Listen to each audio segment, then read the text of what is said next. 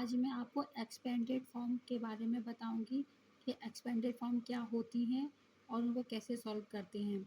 सबसे पहले देखेंगे कि एक्सपेंडेड फॉर्म का मतलब क्या होता है। एक्सपेंडेड फॉर्म का मतलब होता है विस्तारित रूप। मतलब हम जब किसी संख्या को उसके विस्तार से लिखना, मतलब उसको डिटेल से लिखना होता है। विस्तारित रूप क्या होता है? जैसे कि किसी संख्या को उसके अंकों के स्थानीय मानों के रूप में लिखा जाता है। मतलब जो कोई भी संख्या है तो उसके स्थान का मान क्या है उसके हिसाब से इसको लिखा जाता है। तो चलिए आगे चलते हैं, इसको सॉल्व करते हैं। ये 65,108 लिखा है, तो अब हम इसको सॉल्व कैसे करेंगे, इसकी हम एक्सपेंडेड फॉर्म कैसे बनाएंगे।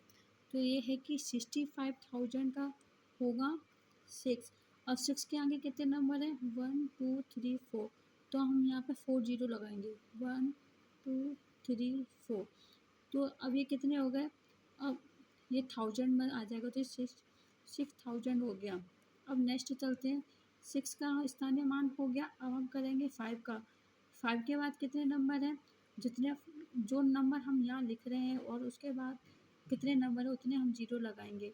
तो 5 के बाद कितने नंबर हो गए? 1 2 3।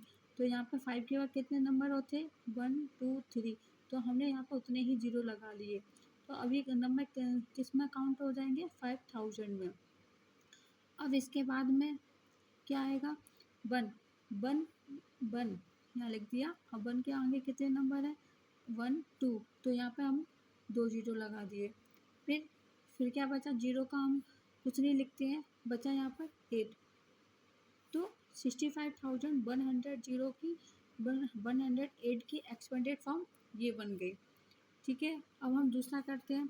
दूसरा है कि 1,25,264। इसकी हम एक्सपेंडेड फॉर्म किस तरह से बनाएंगे?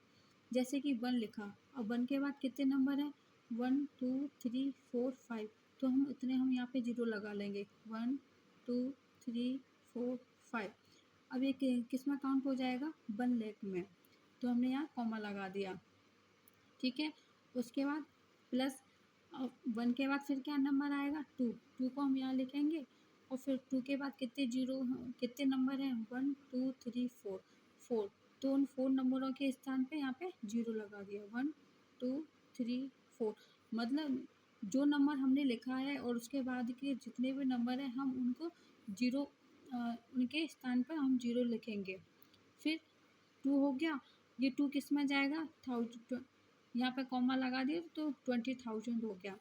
और फिर 2 के बाद क्या आया? 1। तो हमने यहाँ पे 1 लिखा। 1 के बाद कितने नंबर है? 1 2 3। कितने? तो यहाँ पे 3 जीरो लगा दिए, 1 2 3। ये यहाँ पे कॉमा लगा दिया तो ये 1000 हो गया। फिर अब 1 के बाद कितना, कौन सा नंबर आया? 2। तो हमने यहाँ पे लिखा 2, और 2 के बाद कितने नंबर बचे? 1 2। 2 नंबर बचे, तो हम यहाँ पे कितने जीरो लगाएंगे? 2 जीरो। ठीक है, अब 2 के बाद कौन सा नंबर आएगा? 6। 6 के बाद कितने नंबर बचे? 1। तो यहाँ पर 1 जीरो लगाएंगे। और फिर 6 के बाद कौन सा नंबर है? 4। यहाँ पर 4 की 4। तो इस तरह से एक्सपेंडेड फॉर्म सॉल्व की जाती है।